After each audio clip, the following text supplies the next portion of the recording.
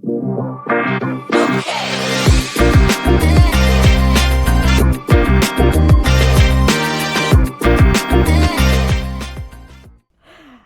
and welcome to Bit by Bit Leadership Conversation. I am still in New York after the Amazon event this morning talking about Alexa Plus, and I have the honor and pleasure to have Nadim Fresco, who is VP of Alexa Technology, here with me to get into a little bit more of the detail on the technology side of Alexa. So thank you for sparing some time. Of course. This morning was pretty impressive, if I can say that. The ability to do so much live demo as it was done on stage and everything worked fine, it was pretty fantastic. But some of it looked a bit like magic. So I want to take our time to explain actually to our viewers a little bit what's behind the scenes that make Alexa work. You and I talked about this a few weeks ago, but also panels this morning talking about the vision of Alexa staying true to how it started. But now the technology kind of caught up with Alexa and is allowing you to do things that you weren't able to do before. Can you tell me a little bit more about that background work that is happening to really turn Alexa into a full AI-enabled agent? Yes, absolutely. So as Panos talked about, this vision of Alexa has been with us for a long time. We wanted to build the world's best personal assistant, and that vision has really stayed constant. It hasn't changed. But sometimes these technology changes happen, and they're really influential. And with the advent of LLMs, we saw an opportunity to connect those new AI skills developing in the industry and build a product that finally allowed us to realize our vision for Alexa. And from an LLM perspective, you mentioned this morning that you supported both Nova and Anthropic, but you also said that you'll pick the best LLM for the job, so to speak. How does that actually work? Yeah, we use a collection of models in Alexa. Machine learning plays a big role, and we use several models of various sizes.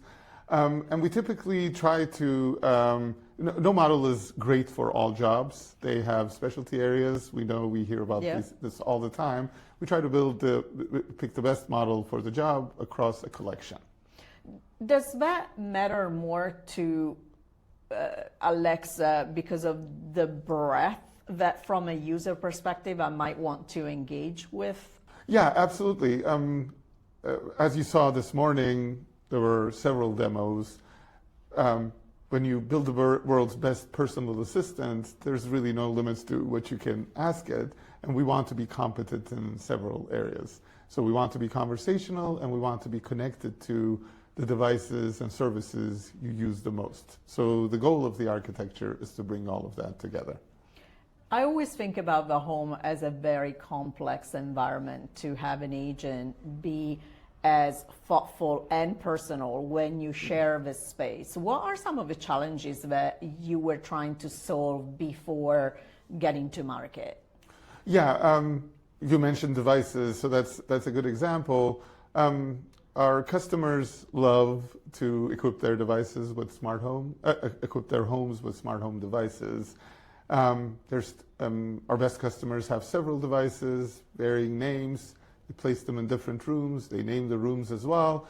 And so the technology challenge is, how do you reason about that setup and understand without confusion what to activate when the user wants it?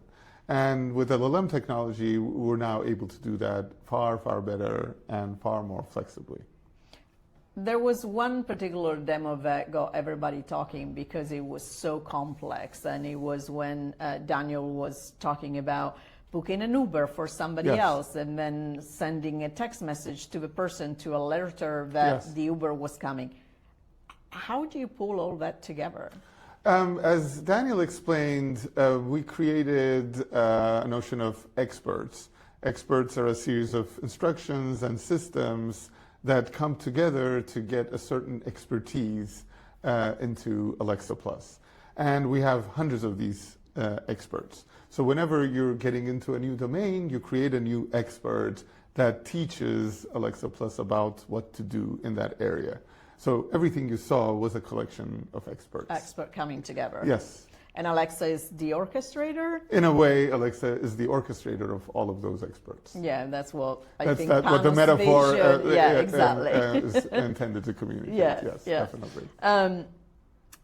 With more data and more interaction, there's also maybe a growing concern as far as privacy and security as well. Obviously, Panos made it very clear Alexa has been built as a trusted companion, and I personally don't think that this changes anything, right? You continue to do what you've been doing? Absolutely. This does not change. Privacy has always been very important to us. We built the product from the ground up with privacy in mind. We built privacy features into our hardware. Transparency and control are also very important to us. So there's an Alexa privacy dashboard where you can see everything that Alexa knows about you. You can see what's out there. You can delete it, opt out of certain things. You have full transparency and full control.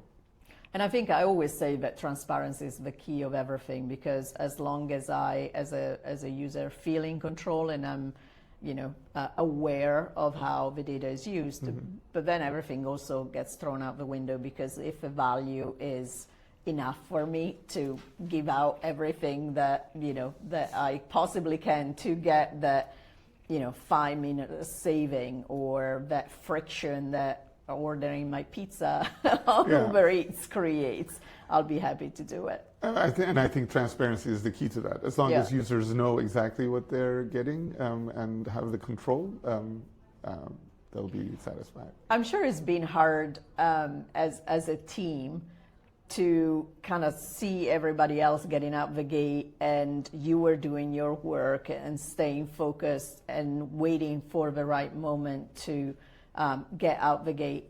What are you most excited for people to experience? I find the product's vision to be incredibly exciting. The world's best personal assistant, it's just a few words, but it's a very ambitious vision. And with the technology advances out there, we finally have a chance to realize that vision. So it's the breadth and depth of the capabilities implied by that vision that gets me super excited. What you saw is a beginning, and it has a chance to expand to new areas of competency. So I can see a bright future for Alexa. Do you see also the opportunity, and by the way, I think on the personal side is where the stakes are really high, right? So as soon as something is that personal and coming to my home, my level of patience with error or failure is minimal. But if you're thinking about Alexa as an orchestrator, do you think there's also an opportunity to help consumers bring together Amazon services and offering in a more cohesive way, so to speak? Yeah, I think there's definitely a promise of that in the product. We talked about it at length. We want AI that can take action, and we want AI that can connect to the services that you love and use every day. I think it's most powerful if it all comes together like that. And I think with this product, we are achieving that, and we showed several ways we are achieving that. I think that's very exciting. Aside from Panos' dog getting into the van this morning, was there anything that surprised you looking and hearing the crowd reaction to the demos? Yeah, when you're in the act of building it, it's hard to gauge everybody's reaction. But I did really appreciate that reaction in the crowd. Every one of these features, we had a strong product point of view that it was a useful thing to do for customers, that customers would appreciate it. So when you hear that appreciation, it's a confirmation of that belief. Yeah, and I feel that, Panos has been like this his whole career, and I think is a great match with Amazon and the focus that you have on customers, and starting with the customer and pain point, and then kind of work the technology, if you like, to that extent versus the other way around. Yes, absolutely. This is not technology first, this is the customer first. We try to imagine what can be most useful and use the best technology for the job. You said this is just the beginning, without asking you to tell me things that I should not know. Yeah, I couldn't tell you, but I can hint. So hint at where you see this road ahead. And obviously we know this is rolling out in waves, and it's going to start with US English first. Yes. Yeah. We definitely intend to roll out in other countries as well. This is definitely the beginning. So later in the year, we'll be rolling out. So we'll be announcing where we roll out. I did say this is the beginning because the user experience of natural conversations, I believe, is a durable thing. Yes. People do want to interact with what they find useful that way. And once they get to experience this power, I think they will really appreciate the useful features more. So in a way, it seems like the beginning of a journey. Yeah, I definitely agree with you, and I think that maybe discovery is the part that is absolutely critical here, right? Yes. Getting users who, I always talk about behavioral debt, and I was joking the other day that there's nothing that shows behavioral debt more than somebody that is using a 4-wheeled suitcase and still using 2 wheels, right?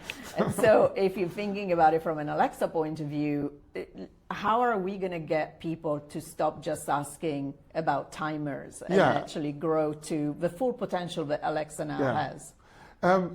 It's what I found in using the product is it's entirely limited by your imagination in a way. We're unconstraining the constraints we had previously. Previously, as Panos mentioned, there was this Alexa Speak, a command language, and people constrained themselves to speak that way because that's all Alexa would understand. But with the natural language abilities, we're unconstraining the user. And we believe that slowly they will speak naturally as they speak to a human and get human-like responses. So I believe that that's going to really help the discovery problem as well. That's perfect. One last thing, as more personal perspective, what are you looking to use more? Yes. I take so much delight in all of these features. Okay. And it depends on what you're in the mood for. Yeah. Sometimes you just want to fulfill a task. And I really appreciate that book it moment. Really, it's one word away. I love it. And then sometimes you like the conversation. So I love engaging Alexa in a journey of discovery in a way, ask questions, and I learn something new every time. So I like all of that. All of it, but Yes. I mean, being so close to Alexa, I wouldn't expect anything It's hard else. to choose. Thank you so much for it's a your pleasure. time today. Thanks for speaking Lovely with to me. see you.